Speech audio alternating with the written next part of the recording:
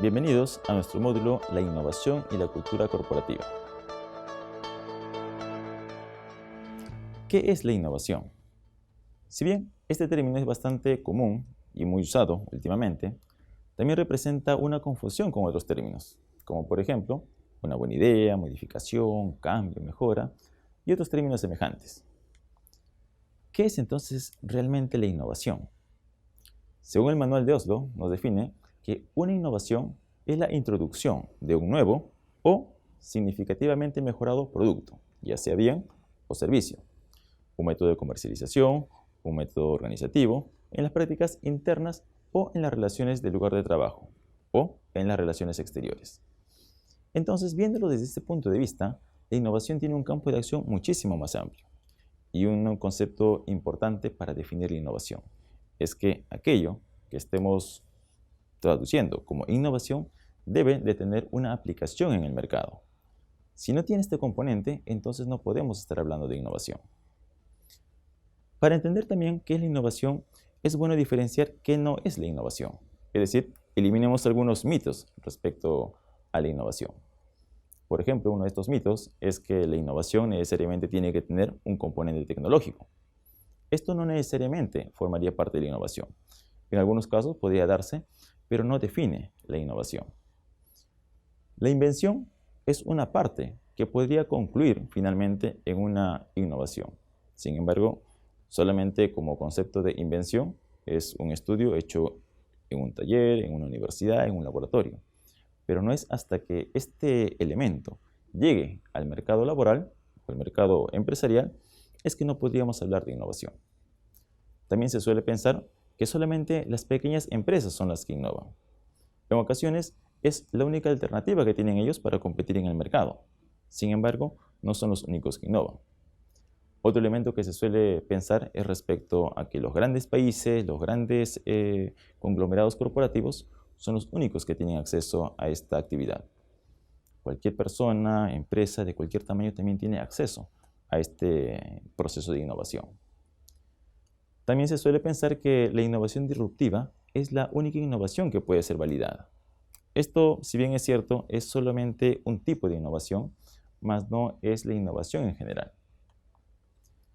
¿Dónde se origina entonces la innovación? ¿Cómo se inicia este proceso? Todas las empresas suelen pasar por diversos problemas y justamente es allí el origen de la innovación, en un problema. Cuando una empresa se ve sometida quizás a una competencia muy agresiva, cuando el mercado está cambiando de conductas, de comportamientos, de gustos, vemos quizás reducidos nuestros ingresos, nuestros niveles de venta, entonces salen los problemas. ¿Qué vamos a hacer? Entonces allí iniciamos nuestro proceso de innovación. ¿Qué vamos a hacer? ¿Cómo vamos a reaccionar ante estas situaciones?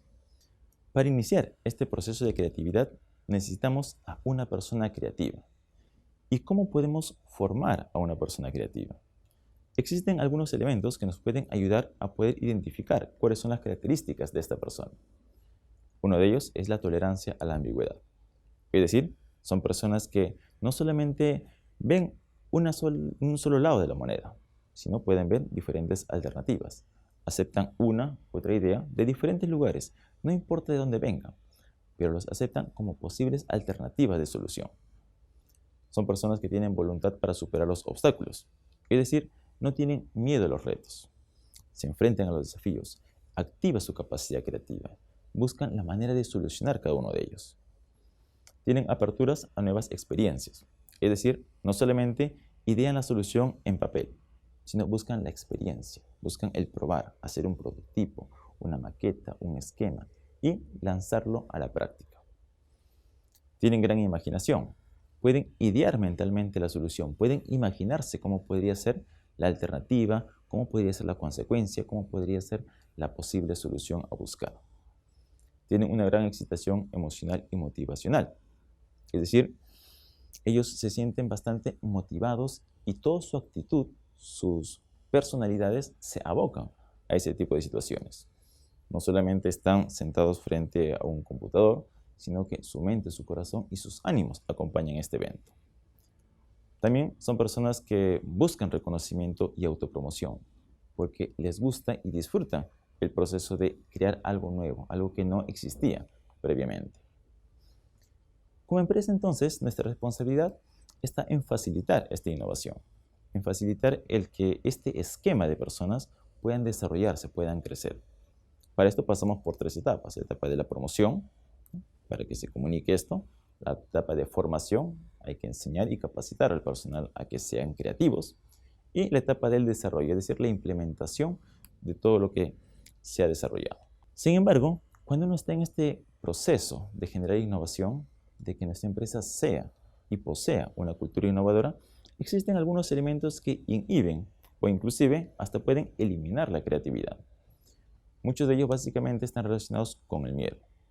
¿Y miedo a qué? Miedo, por ejemplo, al error, al que si yo intento hacer algún cambio, alguna mejora, alguna modificación, esta no necesariamente pueda tener el resultado que espero.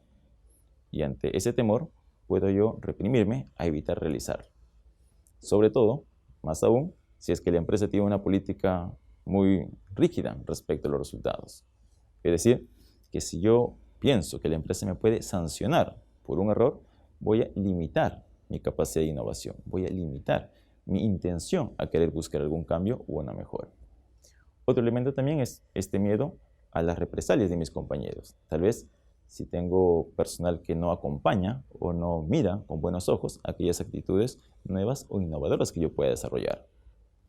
En sí, el miedo es el principal factor que limita, inhibe o incluso elimina la capacidad innovadora en las empresas.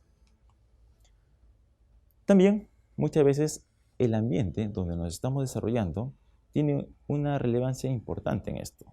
Por ejemplo, si yo puedo sugerir algún cambio, alguna mejora, alguien podría decir un comentario como, por ejemplo, eso ya lo hemos intentado antes. Mira, este proceso no creo que funcione porque siempre lo hemos hecho de esta otra manera. Existen diferentes frases que suelen oírse en las empresas y que la tanta repetición nos hace pensar que no es necesario innovar, que ya la forma como estamos desarrollando nuestras actividades es la correcta y no debemos de cambiarla.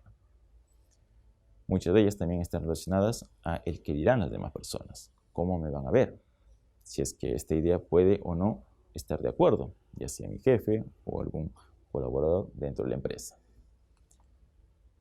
Entonces, con esto podemos ver que la innovación tiene un gran campo de acción.